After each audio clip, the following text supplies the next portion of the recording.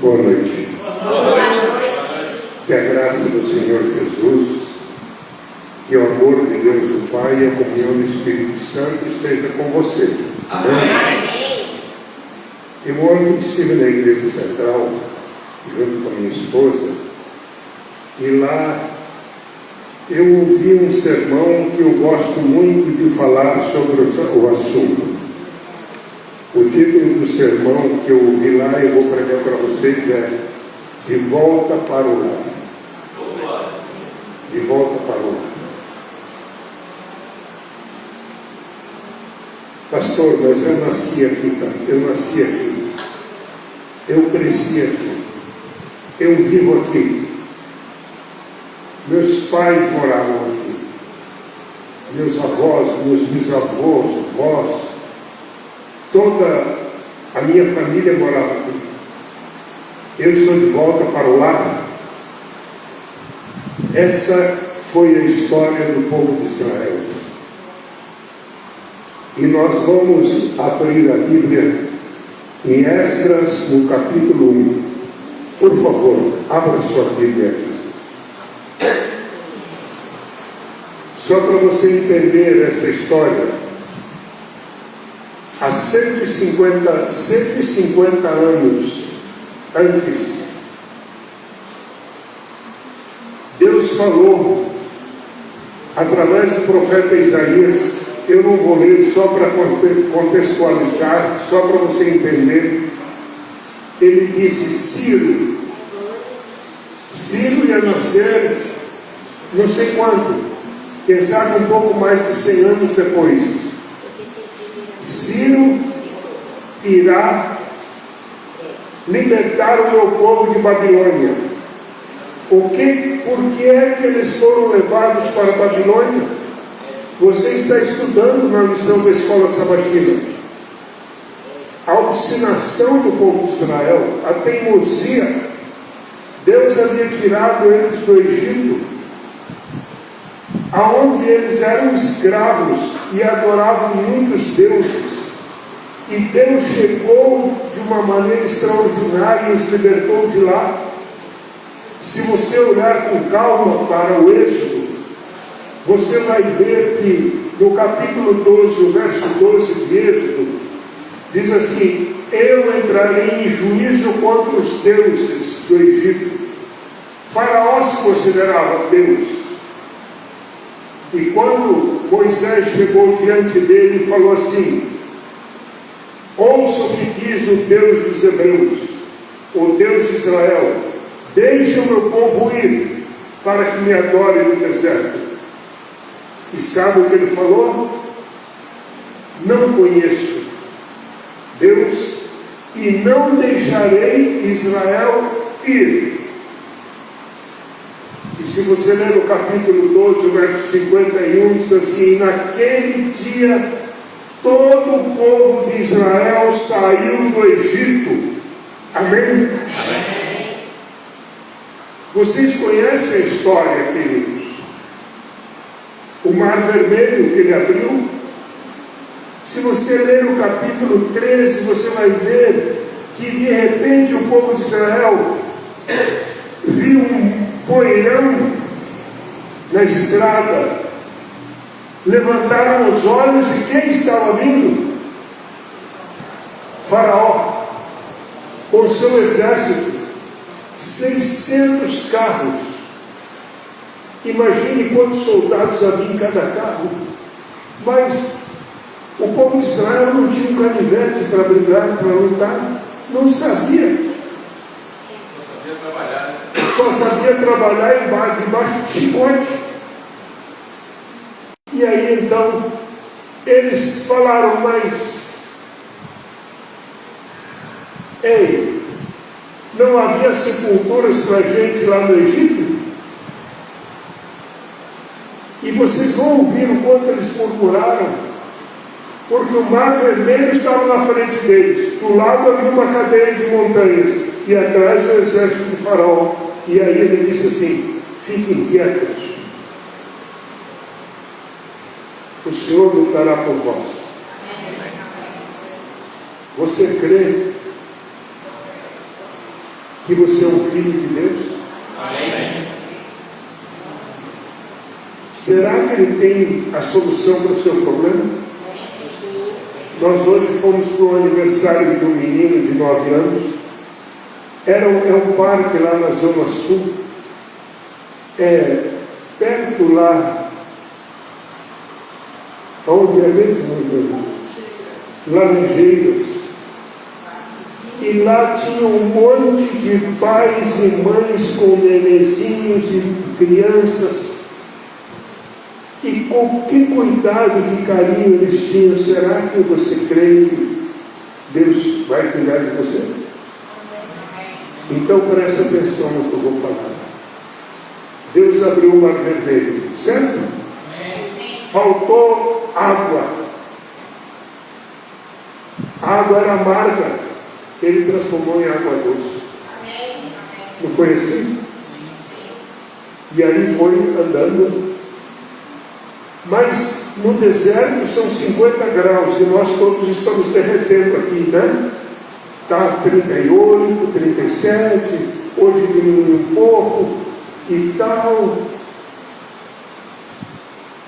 Um amigo meu estava em Porto Alegre, ele falou, mudou o nome da cidade, é Forno Alegre. 43 graus, a maior temperatura de todos os tempos em Porto Alegre. Mas de noite no deserto caiu a 0 grau a temperatura. Quando a temperatura cai de 40 para 20, você já fica todo congestionado. Mas Deus colocou um aquecedor à noite e uma sombra de dia. Acabou a água, ele fez sair da rocha. O pão vinha do céu. E Deus só fez um pedido ao povo de Israel: não adorem os deuses dos cananeus. Mas logo eles fizeram um bezerro de ouro, homenageando Apis, o deus do Egito. Logo eles começaram a adorar a deuses dos cananeus, Baal, Astarote, Milcom, Azera, até que Deus os mandou para o Egito. E dois profetas, Jeremias e Isaías, foram enviados por Deus para chamar a atenção do povo e falar: povo, vocês podem ler com calma, em nome de Jesus eu digo, leiam. Os 10 dias começam só quinta, leiam o livro de Isaías. E sabe o que Deus disse? Gente, o boi conhece o seu dono, o jumento conhece a sua estrebaria, mas o meu povo não me conhece. Através de Jeremias ele diz: é tempo de voltares. Se voltares, ó Jerusalém, não andarás mais vagueando. Até quando, diz o capítulo 4, verso 14, para você e para mim, até quando vocês terão esses maus pensamentos do vosso coração? Até quando? Veio Ezequiel, alguns dos profetas, e o que aconteceu? Israel foi para o cativeiro babilônico. Não Israel, perdoe-me. Israel já tinha ido em 722, era o ano 608, quando Nabucodonosor veio e levou para o cativeiro Daniel e os seus amigos. 605, 586 destruíram a cidade toda. Mas agora, Jeremias falou: eles vão ficar lá 70 anos. E eu vou tirá-los de lá. Eu vou tirá-los. Feche os teus olhos. A tua palavra está aberta, meu Deus. e nós vamos estudar. Agora eu te peço que o Consolador, o nosso guia, o nosso professor, aquele que nos convence do pecado, da justiça e do juízo, aquele que iluminou e inspirou os profetas, que Ele ilumine a nossa mente e nós entendamos a Tua palavra. Que ela fale ao nosso coração. Eu oro em nome de Jesus. Amém. E a Bíblia diz assim. Lembrem, aqui está o nome dele. No princípio do reinado de Ciro, Esdras capítulo 1, verso 1, rei da Pérsia, para que se cumprisse a palavra do Senhor por boca de Jeremias, o Senhor despertou o espírito de Ciro, rei da Pérsia, que ordenou que se proclamasse em todo o reino, que se pusesse escrito o seguinte: assim diz Ciro, rei da Pérsia, o Senhor do céu me deu todos os reinos da terra e me encarregou de edificar uma casa em Jerusalém de Judá. Aquele dentre vós que for do seu povo, que o seu Deus esteja com ele e suba para Jerusalém, que fica em Judá, e edifique a casa do Senhor, Deus de Israel. Ele é o Deus que está em Jerusalém. Parece um contrassenso, porque ele começa dizendo, no verso 2, o Senhor dos céus e da terra. Mas de repente ele diz, ele é o Deus que reina em Judá, em Jerusalém. Ele não era o adorador do Deus do universo. Ele sabia que o Deus do universo, e ele falou, ele me deu todos os reinos da terra. Eu sou soberano da terra. Mas ele sabia que ele tinha uma missão, e agora, sem mesmo entender tudo, ele deu uma ordem. Ele falou, quem dentre vós é de todo o seu povo, seja seu Deus com ele e suba a Jerusalém. Eu quero considerar com você, meu irmão e minha irmã, algumas coisas. Babilônia era um bom lugar. Era o maior reino da terra.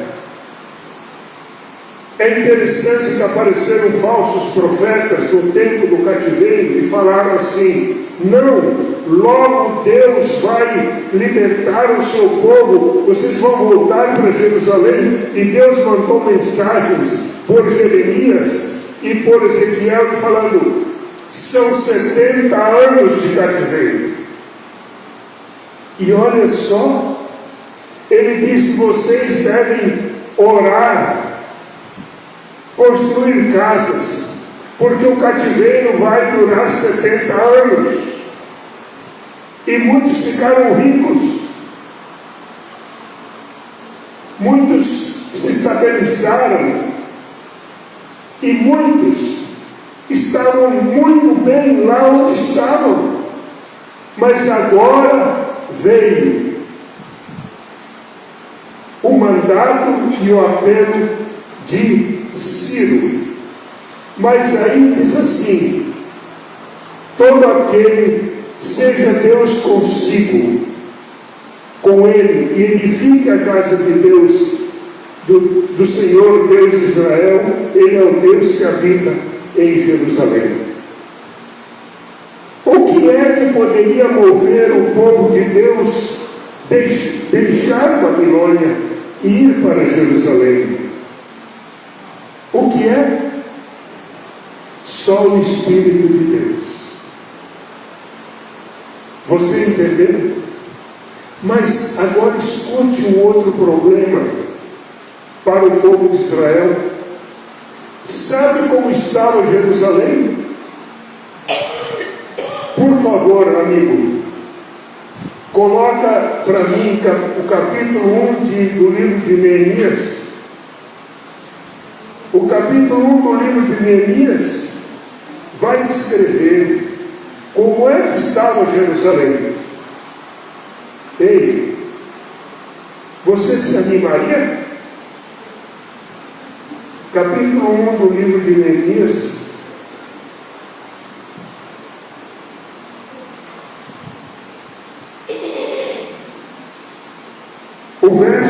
A partir do verso 1 e do verso 2 especialmente, ele estava em Suzã, ele disse, eu estava em Suzã, veio Anani, um dos meus irmãos com alguns homens de Judá. Então perguntei a respeito dos judeus que escaparam e sobreviveram ao exílio, a respeito de Jerusalém, verso 3, e eles me responderam e disseram, como é que é?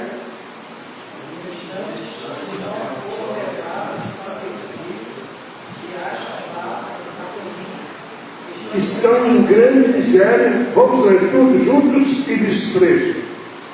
Os muros de Jerusalém estão derrubados e as suas portas queimadas a fogo.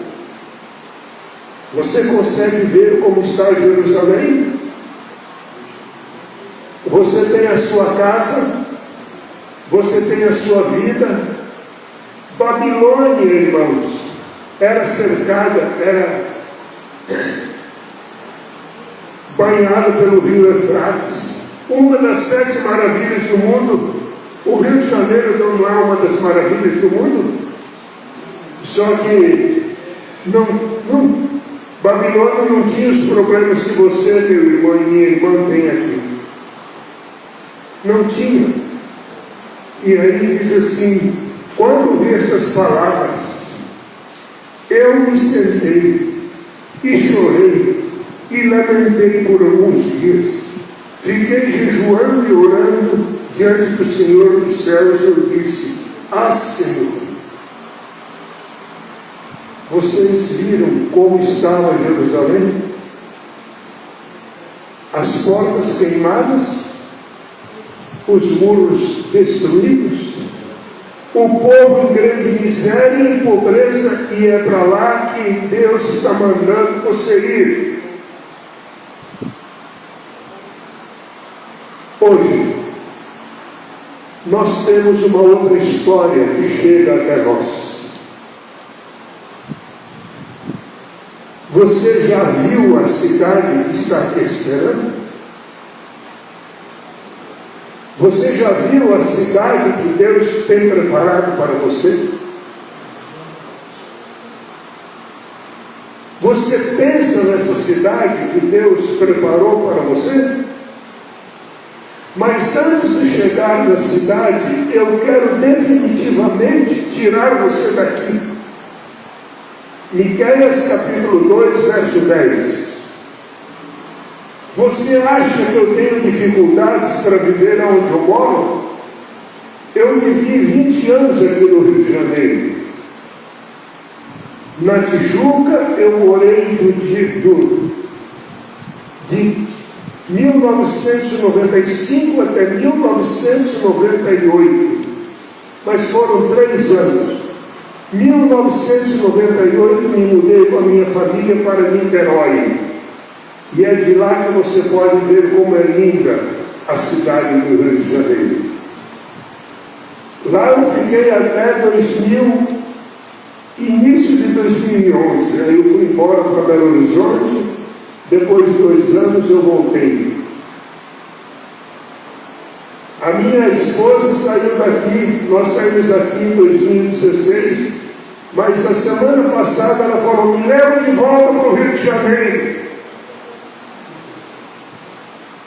Eu moro numa cidade com 55 mil habitantes. Mas eu nasci na roça. E já faz uns 5 anos que eu moro numa chácara. que a Paola passava férias lá comigo, porque, sinceramente, é muito linda a minha chácara. Eu saio para a cozinha e olho, e na frente da cozinha, no fundo, tem uma pequena floresta, porque lá no meio tem um lago que o meu vizinho fez uma barragem, e eu tenho um lago, um córregozinho que atravessa a minha chácara de 60 metros. E lá está cercado de árvores. Mas o caminho para lá é muito lindo. É muito gostoso. Eu gosto do Rio de Janeiro. Quando eu morava aqui, domingo cedinho, eu estava lá na praia de Ipanema. 7 horas da manhã eu chegava lá, caminhava mais ou menos 1 hora, tomava 1 hora de banho, e quando o sol começava a esquentar, eu pegava o carro e ia para casa. Eu era pastor da Vila Isabel. Eu já tinha me levantado às 5 da manhã, passando a primeira hora com Deus, como eu faço todos os dias. Eu amo o Rio de Janeiro, mas o que Deus me caia para você: levantai-vos e ide-vos embora, porque não é aqui o lugar de descanso. Ide-vos, por causa da imundícia que destrói, sim, que destrói dolorosamente. Então Deus está falando para você: não é o Rio de Janeiro o lugar do seu descanso.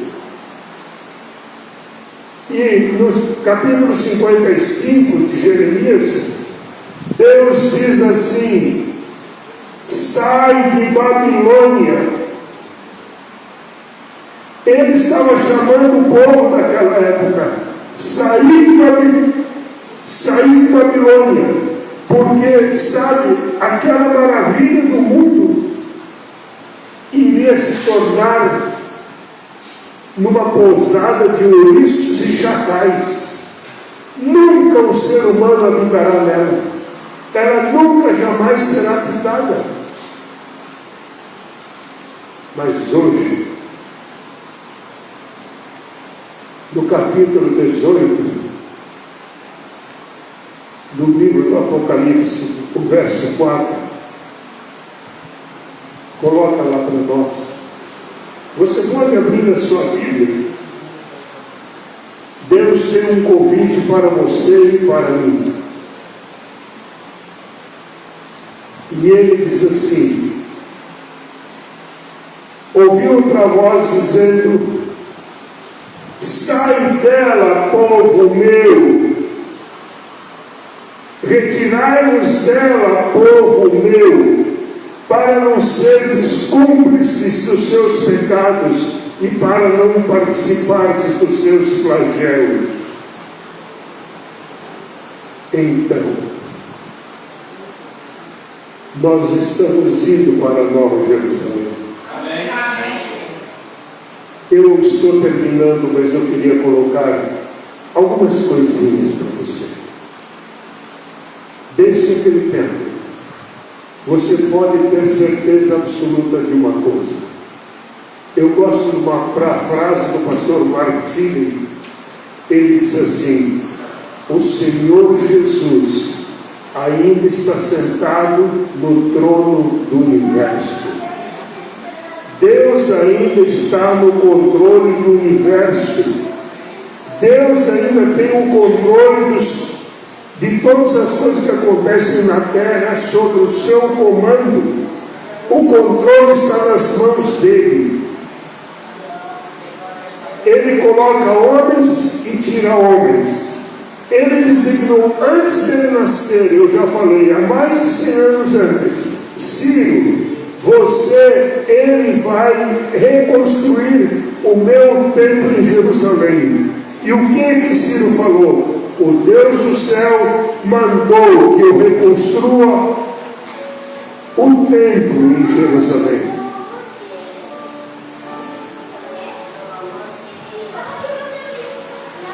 Tem coisas lindas para eu falar para você. Tudo que ele falou vai se cumprir. Amém. Ele falou de Ciro. Ele falou de todas essas coisas. Porque Nabucodonosor diz, no capítulo 4, ele coloca reis e remove reis.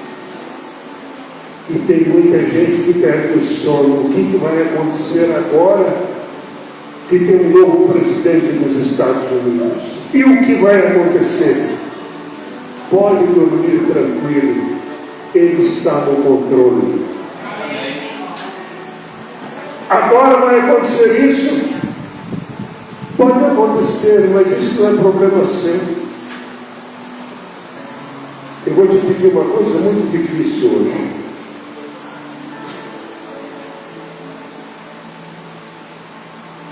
Quantos gostariam que Deus estivesse no controle da sua vida? Posso ver as mãos?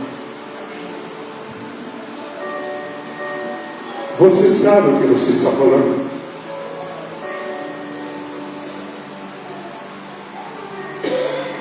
Será que Ele pode ter o controle da sua vida?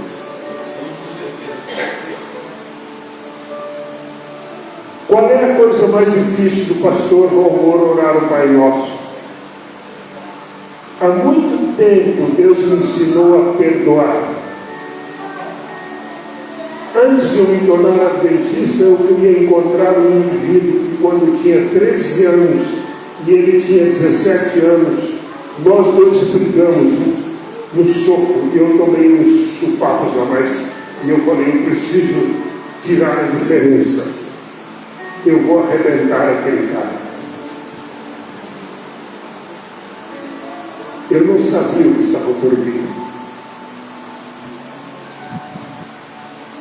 Não sabia nem imaginava que 2 ou 3 meses depois eu seria um adventista do 7º dia. Mas muito mais que isso, eu não sabia que eu teria um desejo muito grande de encontrar meu amigo.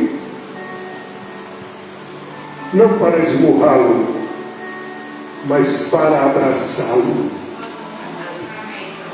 e dizer, cara, eu desejava te encontrar, mas que bom que eu te encontrei. Mas o meu plano com você era outro, mas Deus mudou a minha história. E eu não tenho... Você já foi ferido outras vezes? Eu nunca mais tomei supapos. Eu nunca mais briguei com homem nenhum. Mas muitas feridas vêm na estrada da vida. Mas não existe ódio no meu coração. Deus mudou meu coração. Sabe qual é a coisa mais difícil da vida para mim? Olha nos meus olhos aqui. É eu falar, seja feita a tua vontade. Seja feita a tua vontade. É isso que o Senhor quer? Muitas vezes eu briguei com Ele. Muitas vezes eu discuti com Ele, porque Ele diz assim, vamos conversar, mas Pai, eu não concordo com isso. Mas seja feita a tua vontade. Você está dizendo diante de Deus, para Ele, não é para mim, que Ele pode mudar a sua história e reescrever uma outra história, que você vai ouvir a sua voz quando Ele diz, saiam de Babilônia. E sabe o que eu peço a Deus? Coloca o meu coração no céu, e o céu no meu coração. É tempo de voltar para casa. Ou você acha que é bom? Segunda-feira passada foi um dia inesquecível na minha vida, na vida da Marieta, minha esposa.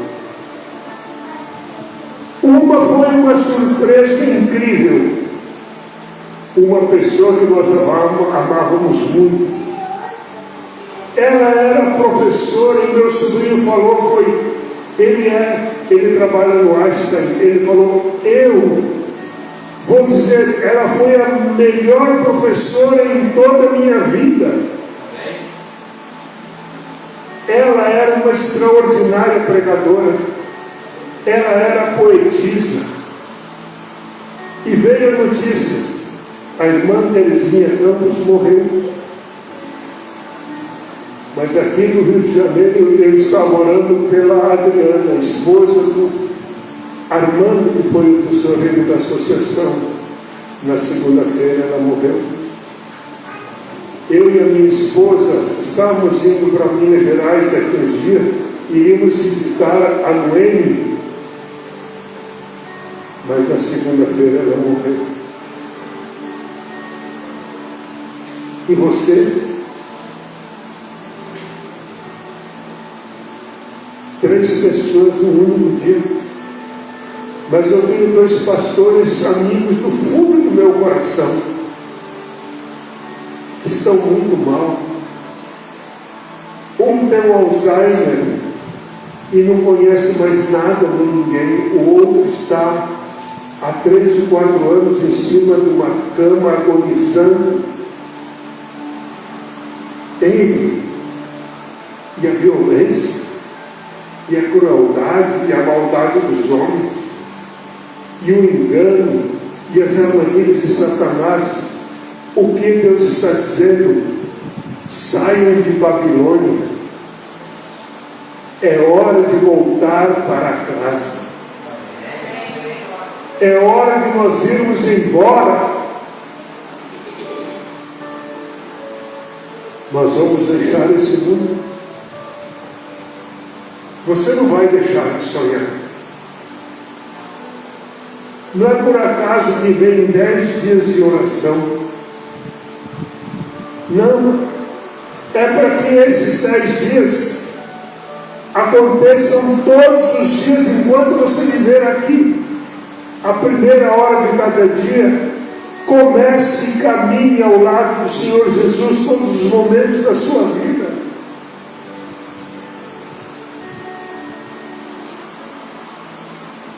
Você vai trabalhar, você vai estudar, você vai construir, você vai comprar um lote para sair do aluguel, mas você vai ser fiel nos dízimos, nas ofertas, você vai ser fiel em todas as coisas diante de Deus. Você vai ser correto, como um homem, filho de Deus, como uma mulher de Deus. Se veste diferente, uma jovem, é diferente dos outros. Nós estamos aqui, mas não somos aqui. É hora de voltar para o lar. É hora de voltar para o lar. Quanto tempo você vai estar? Quanto tempo? Eu pensei que eu não chegaria a 25 anos, eu tinha 18. Eu pensei que logo o Senhor Jesus viria. E fazem 52 anos, eu agora tenho 70 anos e ele não voltou. Quanto tempo falta para ele voltar? Quantos dias, quantos anos mais o Valmor vai viver sobre a face da terra? Só ele sabe. Só ele sabe. A vida para mim é um presente, é uma festa. Mas eu sei que aqui não é o lugar do meu descanso. E eu repito, eu peço para ele: Senhor, coloque o céu no meu coração e o meu coração no céu. É para lá que eu estou indo. E eu hoje estou convidando você para voltar lá. Que você está preparado desde a fundação do mundo. E você vai ouvir: vinde benditos de meu Pai. Amém. Até lá. E a cada passo que você der, que Deus te abençoe. Que Deus te fortaleça. Que Deus anime o seu coração. E agora eu vou dizer a última coisa. Enquanto você está me ouvindo, eu quero que você pense: quem é a pessoa que já andou conosco aqui e que abandonou ao Senhor Jesus? Que voltou para a Babilônia, que voltou para o Egito? Vá atrás dele. Quem é o seu amigo que você gostaria de passar com ele a eternidade? Ore por ele nesses 10 dias e fala para ele: eu estou orando por você, porque eu estou indo para Nova Jerusalém. Eu estou voltando para Jerusalém. E fala da cidade santa. Lá não haverá mais morte, nem pranto, nem clamor, nem dor. Eu vi, João disse. João falou: na casa de meu pai há muitas moradas. Eu vou preparar-vos lugar. Pedro falou: nós aguardamos novo céu e nova terra. E João, o último dos apóstolos, Deus mostrou e disse: eu vi. Ela está esperando você. Que nada nem ninguém te impeça de estar lá. E que Deus cuide de você. É a minha oração. Amém? Amém.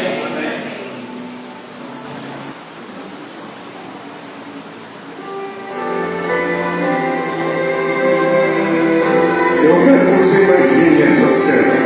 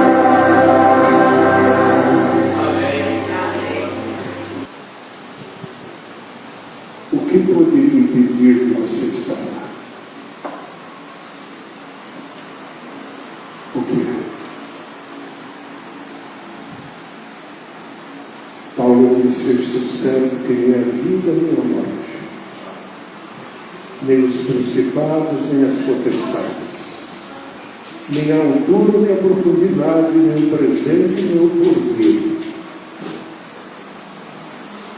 nem os anjos, nem qualquer outra criatura nos poderá separar do amor de Deus que está em Cristo Jesus, o nosso Senhor. Amém. Então, nos veremos lá. Amém? Amém. Feche os olhos. Pai amado, estamos com saudade do lar, porque com os olhos da fé nós possamos ver as suas ruas de ouro. Com os olhos da fé nós podemos ver as suas portas de pérola, a sua muralha de jaspe, o rio da água da vida. Ó Deus, podemos ver a árvore da vida. E nós podemos ver a cidade que é a tua casa, Pai, onde o Senhor vai enxugar dos nossos olhos toda lágrima, e não haverá mais morte, nem pranto, nem dor. Ó Deus, examina-nos, prova-nos, vê se há em nós algum caminho mau que nos pelo caminho eterno. Um último pedido, meu Pai, em nome de Jesus. Coloca o teu selo de propriedade exclusiva sobre a fronte de cada um dos meus irmãos e da minha também.